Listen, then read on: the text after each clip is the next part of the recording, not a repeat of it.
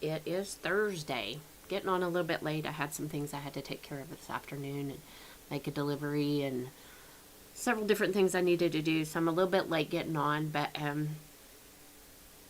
with everything that's gone on today, waking up and having no phone service and again, it made me start thinking. As you can see, I'm wearing my overthinker sweatshirt again as a reminder.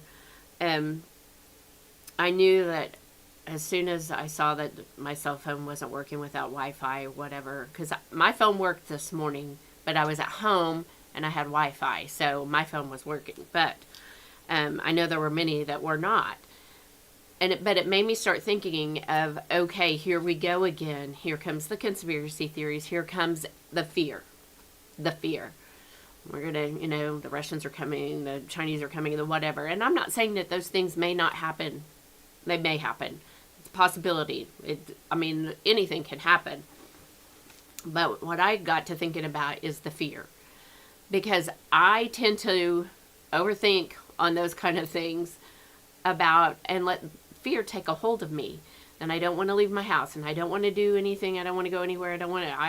I just shut down and I just overthink things. And some people don't understand overthinking, but I can have a conversation with someone, and to them that conversation may be done, but I will take that conversation home and I will run it and play it like 14 times for 14 days, every day, thinking, did I say the right thing? Did I do the right thing?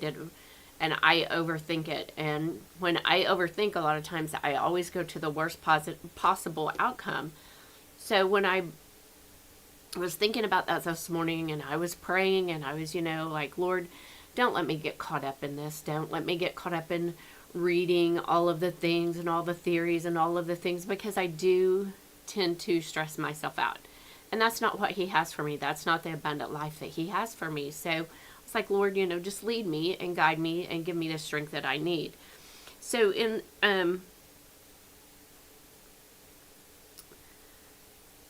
Psalms 34, it says, I will praise the Lord at all times. I will constantly speak his praises at all times. Not just in the good times, not just in the bad times, at all times. I will boast only in the Lord. Let all who are discouraged take heart. Come, let us tell of the Lord's greatness. Let us exalt his name together. Verse 4. And this is a very important verse. I prayed to the Lord and he answered me, freeing me from all my fear.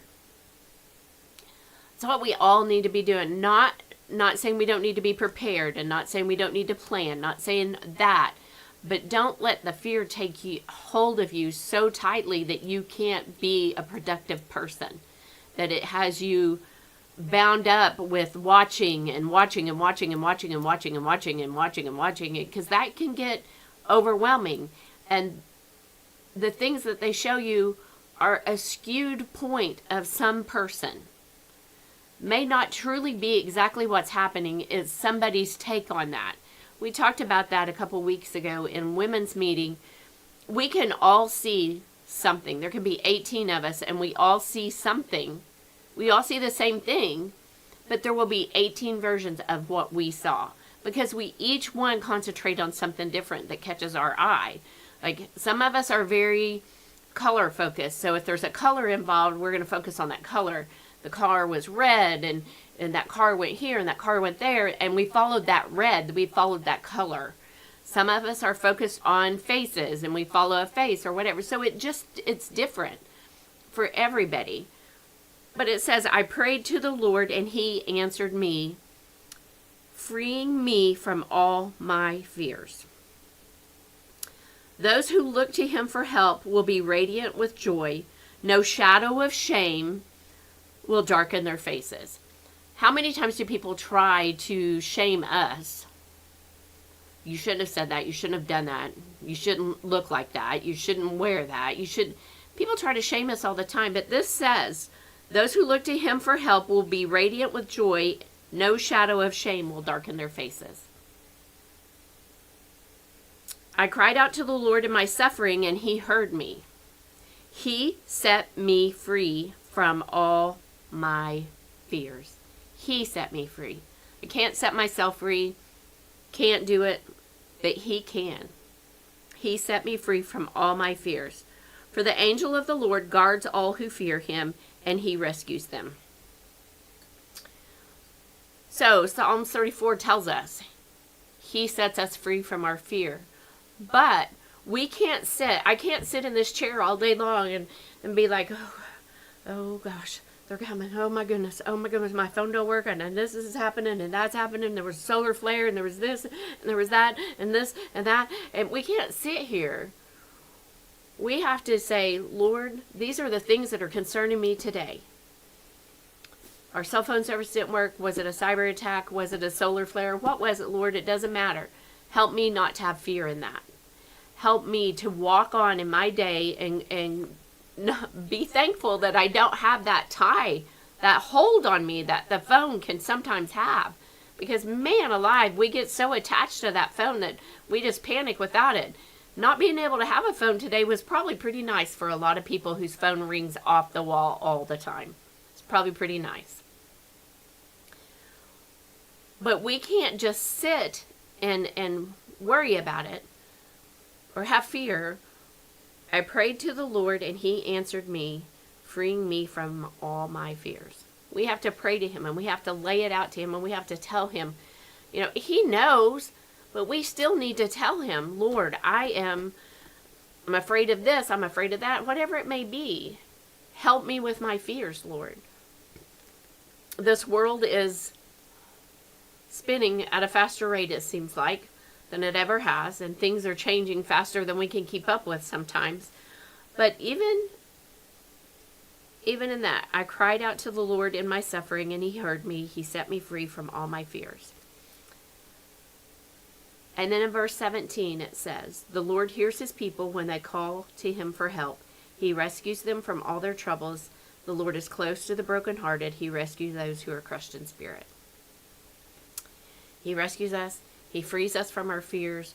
We need to allow him to do that. And like I said, the world is just going crazy. It's just massive. It's just a mess.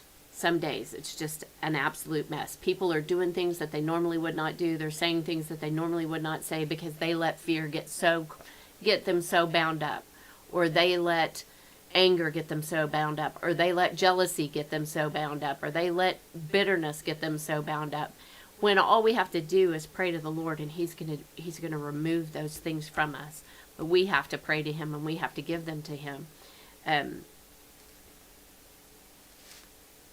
Sometimes we have to humble ourselves before the Lord, getting down on our knees and asking him to help us. But the thing we have to do is leave our pride right there on the floor and let him pick us up without that pride. Without that, I can do this by myself. I've been taking care of myself for years. I can continue to do that. I don't need anybody's help. I don't need the Lord's help. I've been doing it. Sometimes we have to bow before him and lay it out to him. Lord, I'm bitter about this. I'm upset that they did this. I'm scared that, our cell phones didn't work today, or I'm scared that there's going to be a cyber attack. I'm scared of the food chain disruption that may happen. I'm scared of all those things, Lord. Please take those things away from me. And we need to leave our pride and those things right there on the floor as he picks us up out of that. And we've got to give him the opportunity to help us instead of us having to know everything. I've seen lately, a lot of people think they know everything about everything.